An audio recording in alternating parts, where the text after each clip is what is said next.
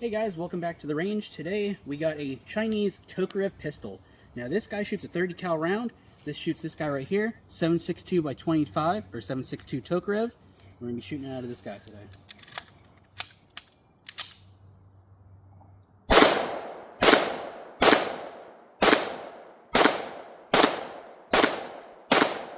This is a nice little piece of history. These were used in World War II and a little bit after during the Korean War and up into Vietnam era. And obviously this is the cartridge that was shot out of the PPS-H41 and the PPS-43, I believe. So yeah, nice little gun. We'll see you guys in the next video.